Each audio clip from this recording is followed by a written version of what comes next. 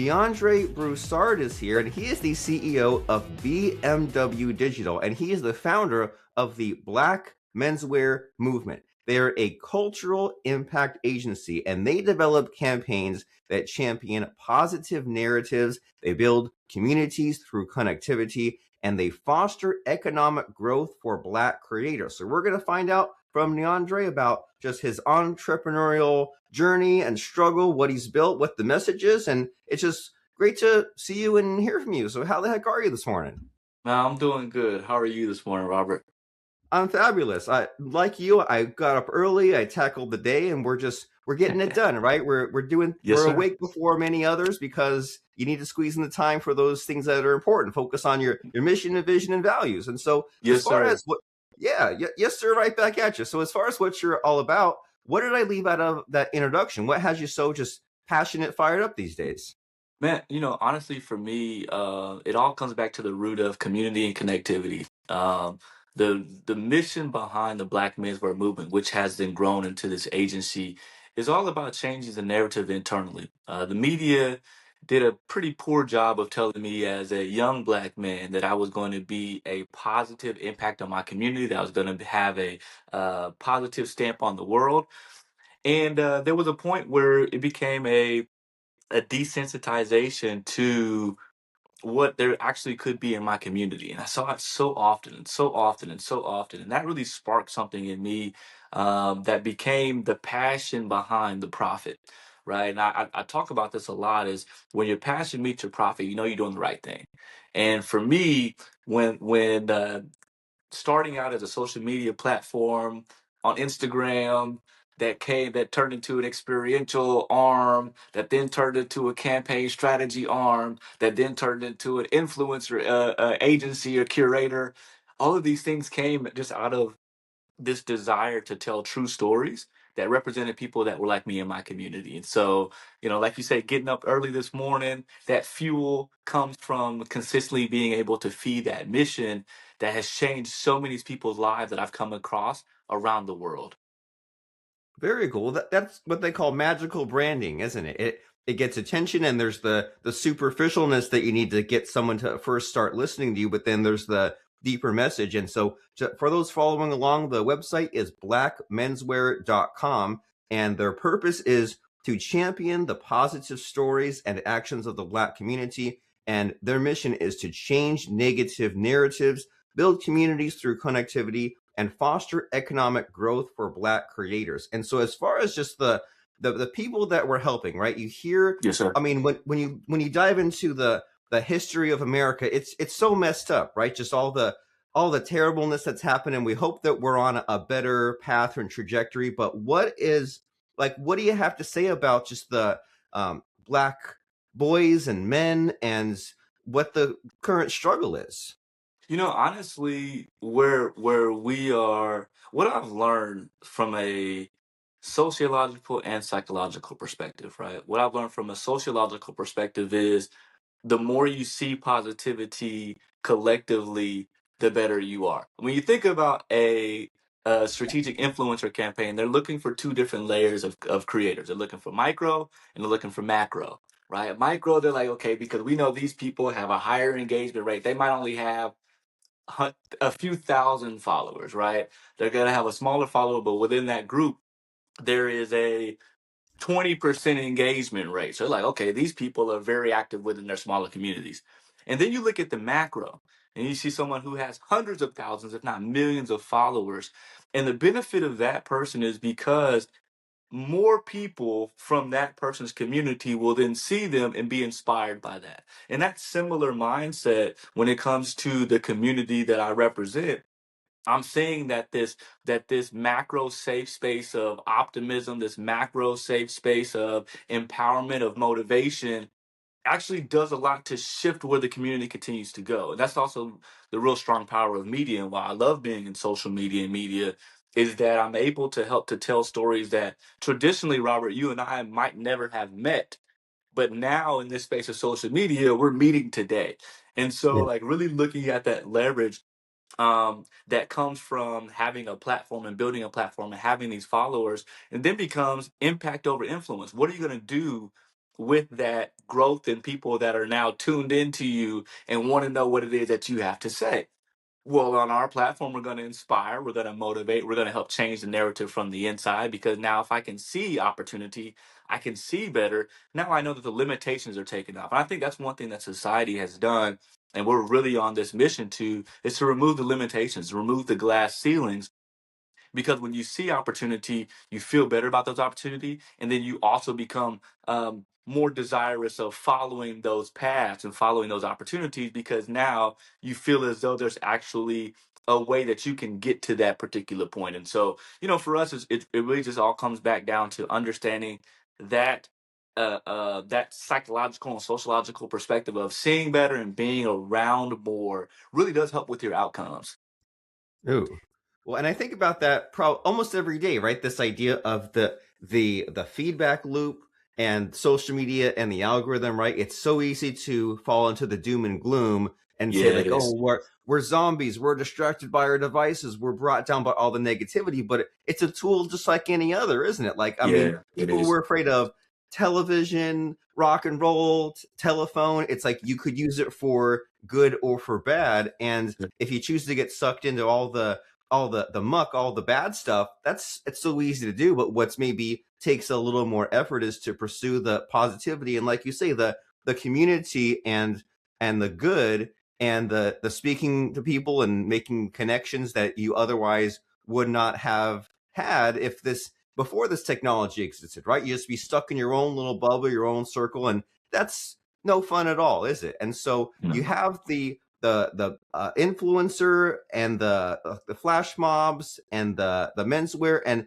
so then the question is, well, like, what do you think that you do that maybe others don't? Like, I know you're social, you're personable, but like, many people are, and they try really hard, and sometimes their businesses fail. So what do you think you have as far as the lightning in a bottle that exists within you?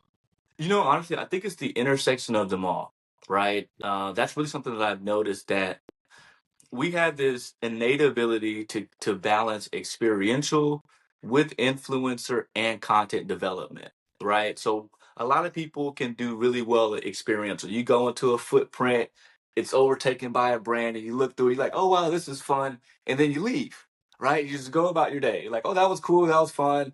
Maybe I'll tap into that brand later in the future when I'm having a consumer moment, right? And then you have influencer stories that come and go all the time, right? Brands will hire an influencer. They'll listen to they'll tell them what they want to say. They won't really listen to the feedback that the influencer has, but they'll say, "Hey, we need you to show this product." And then it kind of, the campaign does what the campaign does. If it's a conversion campaign, or if it's an exposure campaign, whatever it's supposed to do. And then after that point, then the technically the influencer goes on to the next one, right? And then you think about content development, storytelling, from documentaries to podcasting, to just traditional social media content done by owned and operated sources. And then it's like, what stories are you actually telling? How positive are you being, or how receptive is your audience to the story that you're telling? Because is it authentic, or is it brand heavy? And so our balance between the three of those really allows for us to develop real relationships with our audience. And that's where a lot of brands and things that we work with really find that balance, because we often look at we utilize tools in social listening, because I want to know what net sentiment is. I want to know how people feel before and after I put something in front of them, right? How they consume the content that we're selling. Is that net sentiment changing because now more people are much more favorable of our platform, much more favorable of the brand that we're working with, because we told it to them in an authentic manner, through an event that they could walk through an influencer storytelling, through our own storytelling? Like, how is the balance there? And that's something that we do extremely well, right? We really look at how can we help people to feel that the brand, or even us, like our own platform, that we actually are listening to what people are saying, and we're giving them what they want to hear, what can help them to feel better about themselves today, what can help them go and tackle the world today. For us, it's really all about that positivity. And when you balance that in authentic ways, authentic storytelling, that's where we're seeing the results are extremely good, are extremely favorable, extremely positive, and that's where campaigns win. Because if you focus on the authenticity, you're real with people, but you do it in a way that's balanced through in real life, through digital strategy, through content storytelling. That's where we've seen why our success is kind of different than other people who might only do experiential, might only do influencer, might only do their own content and storytelling. But we kind of balance all three of those out on a nice little table, a three-legged table, as we call it. Oh, nice. And I'm fascinated by the macro and the micro of it, as you've been saying. Like, there's for sure like the high level conceptual. Are we like hitting these emotional points? But then like I also hear you kind of pivoting back into like the personalness, right? The Yeah, authenticity, as you're saying, and yeah. what's built into that is the empathy and the vulnerability, and it just seems like it requires so much thoughtfulness and mental work. And what's great about storytelling and everything that goes along with that is like the one-on-one connection and the problems and the struggles. And that's what's more fascinating than anything, right? The catastrophic failures. And I'm sure, I can only imagine with anything that goes into like fashion, e-commerce, retail, it's like it boggles my mind just the how hard it is, even compared to like regular Mhm. business. And so, as far as your own struggles on your way up, I mean, I know you're at 1 million followers plus, but as far as the missteps, the stress, the problems, I mean, do you have any kind of struggle story to share with us today? Honestly, early on we had some. It's interestingly enough, there was a time where social media wasn't friendly to us. It's crazy, right? You have these guys that are hanging out, having a good time, looking good, and there was this question about, okay, well, they're all looking good, but what are they doing in their communities? And for us, it was the struggle or the obstacle overcome there was at that point the platform was more around the visual and not enough around the audio.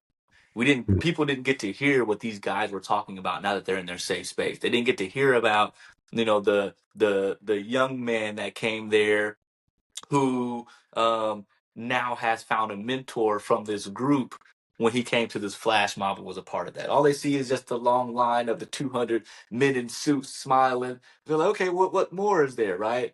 Then we started telling the story about the black doctor who followed his journey through medical school, all the way from the time that he started medical school, all the way to the time that he got his first job after medical school. And now we're showcasing that. And now people are hearing from this guy along his journey, right? And so now these minds are being opened when the imagery only could do so much. And for us, that was actually a shift. It was one of those things that, shout out to the guys from the Pivot podcast because that's what they did. They pivoted in a moment where it was, do we want to keep telling what kind of stories do we want to keep telling? So how you pivot is how you prosper. For us, it was really around how we pivot in that moment. Do we want to spend a lot of time and go back and forth with people on the internet because they didn't know, or do we just want to tell them? Right. Well, what more are they doing? Well, every time that we go into these cities and we have these hundreds of guys, we're partnering with a nonprofit. We've partnered with 30 nonprofits around the world over the last 6 years to give free toys during Christmas time, to do book drives to combat low literacy rates, to do food drives around Thanksgiving holiday season, so that way people we're not only showing up, we're showing up to have impact.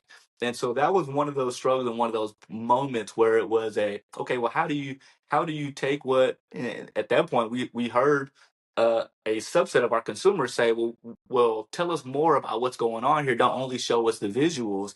And for us, that was a really big moment that we dove into a shift in the content that we're telling, a shift in the storytelling. And that's actually been a really good thing for us because now our connectivity has gone further. So now people that weren't only interested in the fashionable approach of these men getting together and having a good time, like, well, I'm not interested in the suits.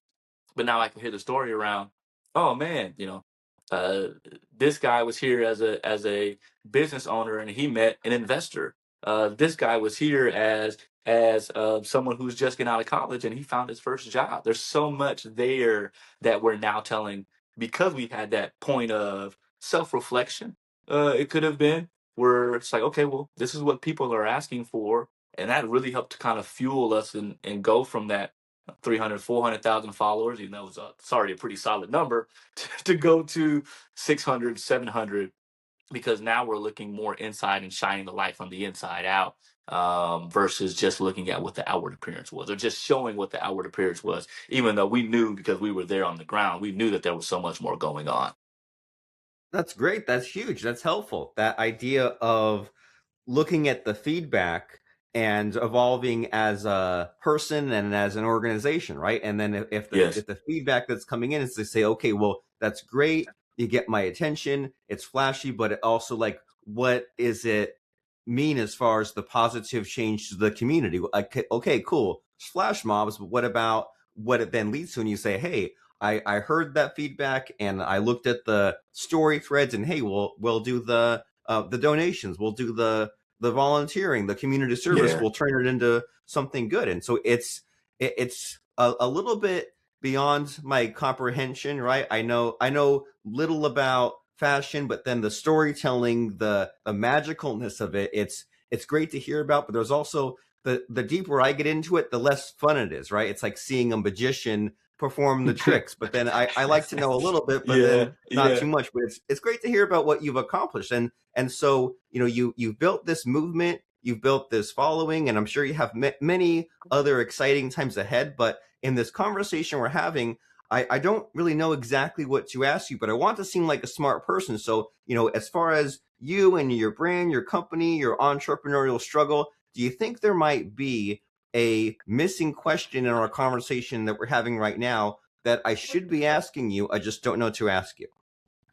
I'm not sure if there's a missing question, but what I will say is there's a way where when we think about the beauty of, and I kind of alluded to it earlier, how do you, as an entrepreneur, what makes you keep going every day? What wakes you up, and how do you find where that passion meets that profit? Mm, For me, I think it's very important that entrepreneurs, there are some people that just get it, right? They can just wake up and they just have this thing. That's not most entrepreneurs, which is why most small businesses don't succeed, right? And I think a lot of that is because a lot of people try to force square pegs and round holes. They listen to the market, they say, "Oh, this is a need in the marketplace," and they just go for it. But it's something that, if there's a hiccup in the marketplace, they're not ready for that because they don't really care about what it is that they're doing. And so mm, there's got to be a balance that fuels you even further and motivates you even more than just a product that you offer. And for me, that comes from the consumers that I'm serving.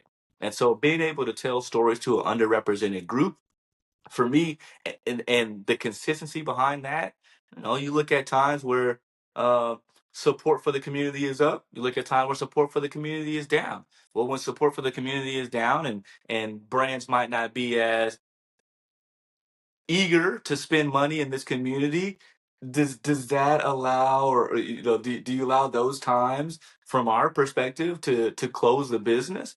No. You think about the impact that you're having on those consumers. One of the biggest things that I got early on from one of my former CEOs when I was in financial services was, people don't care how much you know until they know how much you care. You can be the smartest person, you can put out the most advanced product, and if you treat people like crap, they don't even care about that.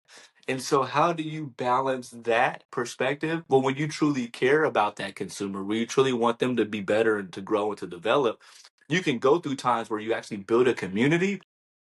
And when you build a community, if your product goes through phases, your community is going to stick by you.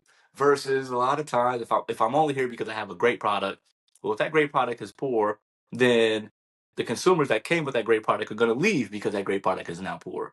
And so, really be looking at this perspective of build a community. Once you build a community, it's kind of, don't take my words literally here, but once you build a community, you can sell them anything, because now you have true fans, you have consumers that, or individuals have gone through your pipeline, so they were consumers, now they're clients, right? You have repeat business with them, but really building that community, and a lot of that community build comes from the passion that you have behind what it is that you're doing. And so be strategic in, if launching a business, be strategic in that. Make sure that it's something that you actually enjoy, so that way you can find your ways through the ups and the downs, the peaks and the valleys, and that will take you further in business. Which again, I've, now we're in the eighth year of business, and just continuing to find new things that we are able to bring to the table, new relationships, new opportunities, new partnerships, new collaborations, because we haven't changed our mission, we haven't changed what we're passionate about, and that's built this longevity for us to continue to grow this business. This is inspiring to hear. And what comes to mind as you're explaining it is I think Henry Ford said, if I asked people what they wanted, they would have said faster horses. And here he is saying, okay, well, I'll make the Model T Yeah, Ford because yeah, there's like a few factors at play, right? There's yeah, for sure your community, your audience, what they want, but there's your own personal, crazy Walt Disney-ish yeah, vision and arrogance that you have to apply properly and kind of make all the pieces work together, right? And yeah, if you don't have your own passion, then it's a real problem. But there are these few brands that it seems like they figured out. You think of like Apple or Harley Davidson or Tesla. There's like that app. You have a picture of what an Apple customer is like, or a Harley David customer, and it's yeah. fascinating to think about. But as I said, it hurts my brain, right? Just think about its own kind of self-aware organism monster that like has a life of its own. But it's great to hear about what you built, what you're doing. And so if someone Thanks, sir. says, all right, I'm inspired by this entrepreneurial journey and struggle and the Black Menswear and the kind of community giving back, what are some next steps here? How can someone find out about what you've done, where you're going, and where to go as far as a website? Well, yeah, they can go visit us online at blackmenswear.com. When you go to blackmenswear.com, you'll see it's kind of like it's two stories there. You've got your story of what we've done with the movement and being involved in the community, and you've also got your story of how you can work with you as a brand partner, right? You've got a story that you want to bring to life through doing an experience, through doing a content campaign, right? And so there's, just go there, check it out, click the button. One of my teammates will reach out, will follow back up with you to see what intrigues you, what interests you. How can we help you to bring, your brand story to life, whether you're a startup or whether you're a Fortune 500. I mean, we've worked with all in between, just from this true perspective of being able to tell really, really positive stories. You can follow us on social media platforms at Black Menswear. You can subscribe to our YouTube channel, which has our podcast on it, the check-in with Black Menswear. There's so many different ways that you can touch and connect with us. You can pop up at one of the events that we're curating throughout this year. We've already started with Las Vegas last month. We've got Houston next month, and excuse me, we got Houston in May. We have Atlanta in August. We have Washington, D.C. that we'll do a pop up in September. We have a pop up in New York in October, and then we have a pop up in Miami in December. And so you can also come and be a part. You can see how we can integrate with your brand while we're on this tour, and help us to continue to inspire almost 1 million people across social media platforms through really, really positive storytelling and through really, really thoughtful engagements, on a daily basis. This is very cool. I am impressed by the branding, right? As you talk, I'm on the website, I'm on the YouTube, I'm looking at social media, and it's all just like very thought through and put together. And we could all learn from you on multiple levels, right? There's the entrepreneurial grind, but there's also like the polished end product and the many iterations that I'm sure goes into like having this message that it's authentic, but it's also kind of like professional and curated. And it's like such a great masterclass. And so you say that the social media handles all across are Black Menswear, and the website is blackmenswear.com. And Yes, if sir. you are in a major city, then it's worth looking into one of these flash mobs, as you say, Las Vegas, Chicago, Detroit, Dallas, etc. Then you can be part of this movement, and it just seems like such a positive message and a lot of fun. So that's blackmenswear.com. They're all about changing the narrative, connecting brands to a global market of Black men through strategic content, influencer, and experiential. They deliver purpose-driven campaigns that Yes, help sir. companies realize the ROI of community engagement and community development. So as we're checking out blackmenswear.com and the brands and the flash mobs and the content, etc., it's time for the scary part of the show where I try to stump you. I try to put you on the spot a little bit, Mr. Uh-oh. NeAndre, by asking Okay. you about a fun or interesting quote or lesson that has served you. So, what comes to mind as far as a fun or interesting quote or lesson? Oh man. Um, this is actually my favorite quote. And it's funny because when I think about, so my mom's an entrepreneur. My dad's a uh my dad was a Marine for 21 years. Thank you for your service, Pops. And then he went from military into um uh education. So then he was a teacher for 25 years. And slow and steady. My dad's slow and steady. My mom, entrepreneur. Where are we going? What are we gonna do? Let's build this. And so my mom, when I was in middle school, she used to listen to these tapes every morning when she dropped me off at school. And at that time, like I dreaded those tapes because it was very, methodical. It was motivational tapes. I'm sitting there like, what? Can we listen to music? Can I get pumped up and hyper ready to go to school, right? And there was one morning where I heard this quote and never left. And now I think about it in the future. I'm like, thank you, mom, for all of those other tapes that you had for me to find this one quote that changed my life. And it was from a gentleman named Brian Buffini. And I don't know where he got it from, but what he said was, "You are the best version of you ever created." And for me, that was one of those moments where I kind of like reflected on who I am and stopped at that point, too, the best that I can as a teenager, stopped comparing myself to others. And that was one of those moments that I fast forward, oof, 25 years later, almost 30 years later from my teenage times. And I really lean into that because what impact that I have on people is not because of what others have done. It's what I do. It's how I wake up in the morning. It's how I feel and motivated and inspired. And if I was to compare myself to others and the successes that they've had and the time frame that they've had it in, then I would be a very disturbed and probably depressed person because what curiosity kills dreams. And so that quote for me, and I say, the funny part about it was that in the moment, I dreaded it. I was like, gosh, another tape. Like I get in the car.